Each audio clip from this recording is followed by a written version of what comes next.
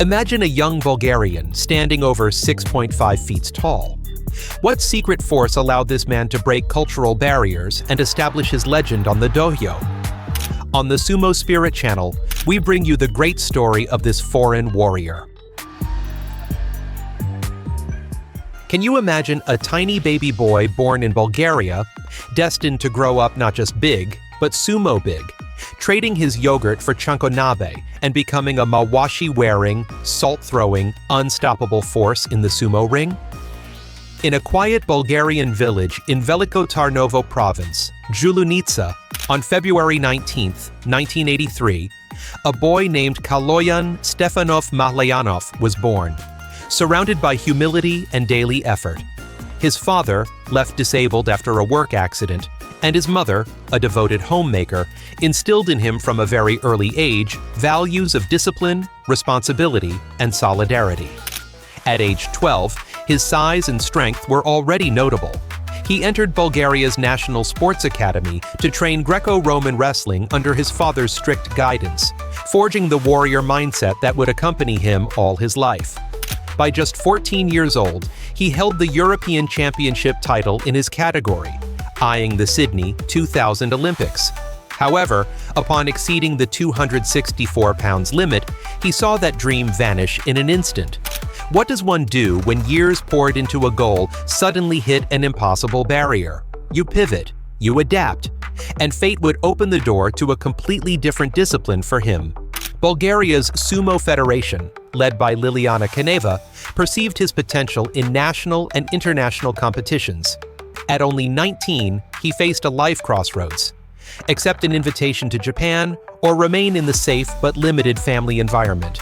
Could you endure, at 19 with no reference point, the harsh life in a Japanese heya, an unknown language, and uncompromising traditions?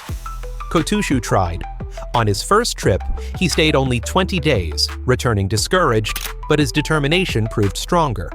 He went back to Japan resolved to carve his name in a sport that seemed to have no room for a 2-meter gaijin. Upon arrival, he measured 6 feet 8 inches and weighed about 320 to 337 pounds. Light for his height, but staggering compared to more compact rivals. In a ring where Hawaiian or Mongolian yokozuna could exceed 440 pounds. His slenderness was paradoxical. It granted him greater mobility, wide strides, and surprising speed. How do you avoid losing balance with a high center of gravity? His training included specific stability exercises, core work, push-ups in unstable positions, and foot drills reminiscent of track jump athletes. Compared to giants like Akebono, who weighed 518 pounds, or Asashoryu with 6 feet and 330 pounds, Kotooshu exploited the difference. His stride let him outflank heavier opponents, while his reaction speed helped counterattack. He debuted in November 2002 in Jonokuchi under the Shikona Kotooshu. He stunned the sumo world by reaching makuuchi after only 11 tournaments, a breathtaking pace. But his most epic rise was reaching ōzeki in just 19 tournaments, fulfilling the demanding goal of 33 wins over 3 consecutive tournaments at the sekiwaki level in 2005. How was such a meteoric rise possible? Kotooshu got promoted to sekiwaki for the September tournament. And guess what? He won his first 12 matches straight. That's insane. He finished with a crazy 13-2 record. He almost took the whole tournament but lost in a playoff to Asashoryu. So close. Because of all this, Kotooshu hit the big time. On November 30th, 2005, he was promoted to ōzeki, the second highest rank in sumo.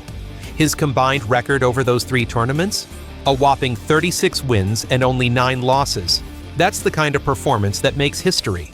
What's cool is that his promotion happened right when his stablemaster, the legendary former Yokozuna Kotozakura, retired. Talk about a passing of the torch. Here's the kicker. It only took Kotooshu 19 tournaments from his pro debut to reach ōzeki. He wasn't the youngest ever, but he holds the record for the fastest climb to ōzeki, starting all the way from the lowest Jonokuchi division. Now that's some serious hustle. His rise was amazing, but not everyone was a fan. Some people criticized him for using too much henka. That's when a wrestler suddenly jumps to the side at the initial charge. Many say henka isn't a move worthy of someone at his high rank. It's seen as a bit sneaky or not very honorable, but hey, it worked for him. Was becoming a yokozuna possible? As an ōzeki, his initial goal was simply to secure at least 8 wins to maintain rank. But very soon it became clear something extraordinary was happening. He won 12 straight matches against elite opponents. Among those wins stood victories over the 2 dominant yokozuna, Asashoryu on day 11 and Hakuho on day 12. Day 13 brought an unexpected loss to Amini Shiki, briefly shattering the dream. On day 14 he faced Ama, a sekiwake also in title contention, in a bout laden with tension. From the tachi-ai, Kotooshu charged with the determination of someone who knows every move counts. He managed to get both arms inside Ama's mawashi and executed a flawless okuri taoshi, toppling him backward and securing a 13-1 record before the final day. When he lifted the cup on May 24, 2008, he became the first European to win a top division tournament, a cultural milestone resonating in both Japan and Bulgaria. Bulgarian President Georgi Parvanov sent official congratulations, emphasizing that his triumph ensures a permanent place in sports history. Kotooshu declared, "I have no words to express myself. I have let many opportunities slip before this. Today, I achieved it." What did this title signify? Beyond the sporting victory, it symbolized sumo's opening to global talent, demonstrating that a European could not only integrate, but raise the level of demand and spectacle. He was the 7th non-Japanese wrestler to win a title, but the first European, marking a new era in the dojo. But to become a yokozuna, he had to maintain this level in the next tournament, to win the 2 consecutive Yushos necessary to become one. But unfortunately, it didn't happen. He produced scores of only 9-6 and 8-7 in the next 2 tournaments. Also injuries and the strong appearance of the 2 Mongolian beasts Asashoryu and Hakuho complicated his path to yokozuna. Kotooshu didn't rely only on power. Instead, he used technique. His long arms and quick feet helped him a lot. He often grabbed the mawashi with his left hand inside, called hidari yotsu. Even though he was right-handed, he could also switch to migi yotsu, the right hand inside fast. He was great at belt throws. His favorite winning move was yorikiri, a force-out, but he was best known for uwatanage, an outer arm throw. With it, he could toss his opponents toward the edge with surprising strength. Most of his wins came by yorikiri and especially uwate nage, flinging opponents toward the edge with devastating effect. His amazing style we can see in his best 5 bouts, against Asashoryu in 2025. A defining moment and bout came in the July 2005 tournament, when Kotooshu defeated Asashoryu for the first time with a perfectly executed uwate nage, snapping the yokozuna's 24-win streak. He also finished as runner-up in that basho, earning a sansho for outstanding performance. Without a doubt, it stands as one of his most iconic bouts. Against Tochiazuma in Nagoya Basho 2005. Facing perhaps his greatest challenge of the 15-day tournament, Sekiwake Kotooshu took on ōzeki Tochiazuma in a head-to-head clash. From the initial charge, he maintained the initiative, pressing forward relentlessly to force a frontal expulsion.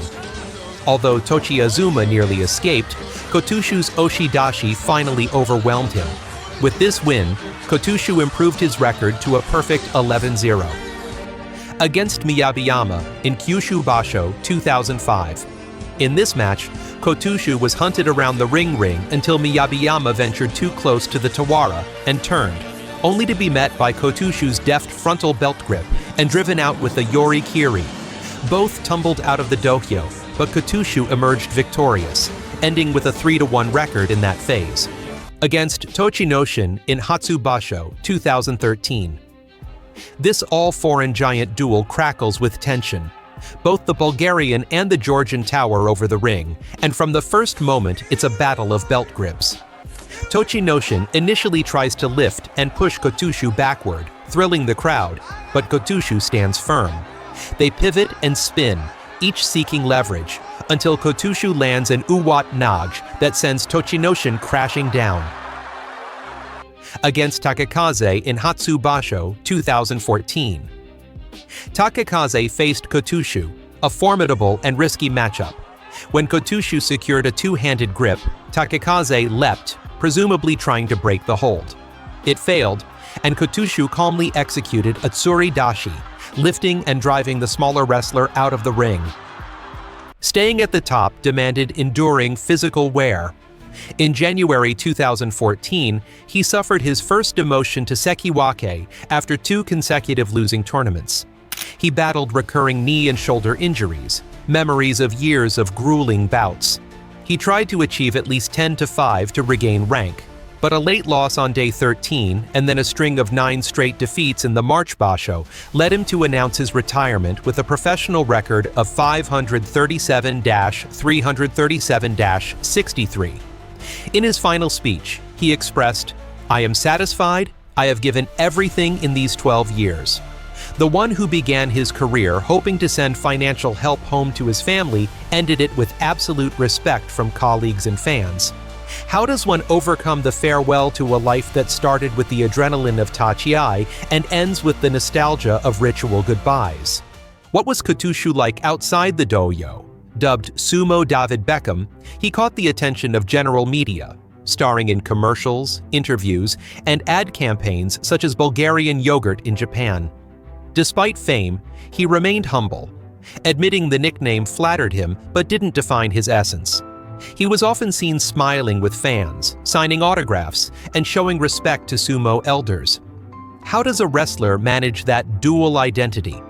European by origin and admired figure in sumo's birthplace? Kotooshu navigated that duality naturally, learning Japanese, adopting customs, yet keeping strong ties to Bulgaria.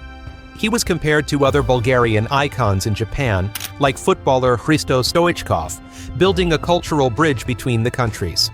Obtaining Japanese citizenship in January 2014 as Karoyan Ando allowed him to fully integrate into the Sumo Association and aspire to be an oyakata. In April 2017, he inaugurated Naruto Beya, the first stable founded by a European and the third non-Japanese to do so, with the ambition of forming a wrestler who surpasses me. Since May 2022, he serves as a ringside judge, bringing a global perspective to Japanese sumo. He studies sports training at Nippon Sports Science University, merging theory and practice to guide his rikishi. His stable now houses around 17 wrestlers, including a promising Bulgarian, showing his legacy goes beyond his own victories. He is a cultural bridge and an inspiration source for hopefuls worldwide. Additionally, he has been an EU Goodwill Ambassador in Japan and starred in advertising campaigns. Yes, another yogurt commercial. What new challenges await him? Perhaps expanding his heya with branches in Europe, promoting training exchanges, or discovering talent in unexpected places. What is certain is that his name is already part of sumo history, and his international vision will keep pushing the sport's boundaries. Kotooshu Katsunori managed to reach the Emperor's Cup as the first European in history and conquer the summit. If you enjoyed this video, don't forget to like, leave a comment, and subscribe to the Sumo Spirit channel for more content.